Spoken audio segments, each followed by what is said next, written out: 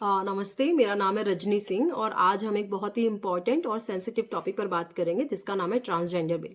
हाल ही में राज्यसभा और लोकसभा के द्वारा ट्रांसजेंडर बिल पास किया गया है। अब सवाल ये है कि जिन लोगों की प्रोटेक्शन के लिए ये बिल लाया गया है वही लोग इसका सबसे ज्यादा विरोध कर रहे हैं। तो इस बिल में ऐसा क्या है कि ट्रांसजेंडर कम्युनिटी ही इस बिल के अगेंस्ट आ गई है।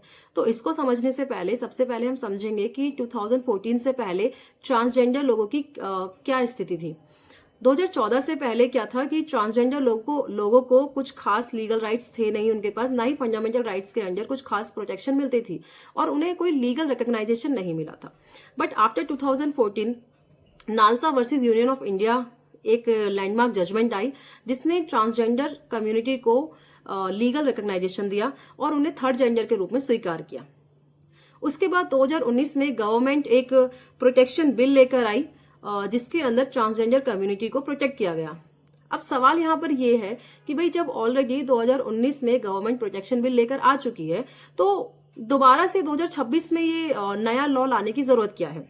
अब हम समझेंगे कि भाई ट्रांसजेंडर पर्सन कौन होते हैं और नॉन ट्रांसजेंडर पर्सन कौन होते हैं। देखो, ट्रांसजेंडर पर्सन वो होते हैं जो बायोलॉजिकल और क्रोमोसोमल कंडीशंस की वजह से अलग अलग जेंडर आइडेंटिटी के साथ पैदा होते हैं, और नॉन ट्रांसजेंडर पर्सन वो लोग हैं जो खुद को सेल्फ डिक्लेयर कर रहे हैं। जैसे कोई लड़की है वो खुद ही बोल देती है कि मैं लेस्बियन हूँ, कोई लड़का है गे है, या कोई कहता है कि भाई मैं बाइसेक्सुअल हूँ। तो ये है एलजीबीटी कम्युनिटी।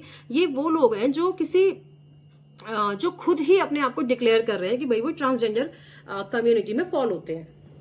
अब गवर्नमेंट का कहना यह है कि भाई जो जेन्युइनली अफेक्टेड पर्सन है उनको प्रोटेक्शन मिल नहीं पा रही है इन नॉन ट्रांसजेंडर पर्सन की वजह से।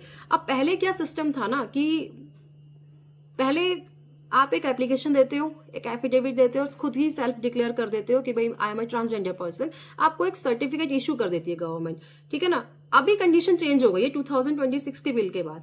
इसमें यह कहा गया है कि अब एक मेडिकल बोर्ड होगा, उसमें चीफ मेडिकल ऑफिसर्स होंगे, डेप्यूटी मेडिकल ऑफिसर्स होंगे जो ये वेरीफाई करेंगे कि भाई आप ट्रांसजेंडर हो या नहीं हो, और and on that verification the district magistrate will issue the certificate.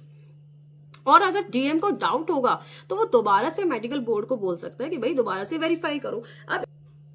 अब यहीं से ऑब्जेक्शन शुरू होते हैं। ट्रांसजेंडर कम्युनिटी बोलती है कि भाई कोई भी मेडिकल बोर्ड जो है उनकी आइडेंटिटी डिफाइन नहीं करेगा, उनकी आइडेंटिटी डिसाइड नहीं कर सकता कोई भी मेडिकल बोर्ड जो है। और ये जो वो कह रहे हैं कि ट्रांसजेंडर कम्युनिटी का कहना ये भी है कि भाई ये जो 2026 का बिल आया है ये राइट टू सेल्फ डिक्लेरेशन के खिलाफ है, और इस बिल के द्वारा जो ट्रांसजेंडर डेफिनेशन है वो बहुत नैरो कर दी गई है क्योंकि एलजीबीटी कम्युनिटी को इस डेफिनेशन से बाहर निकाल दिया है।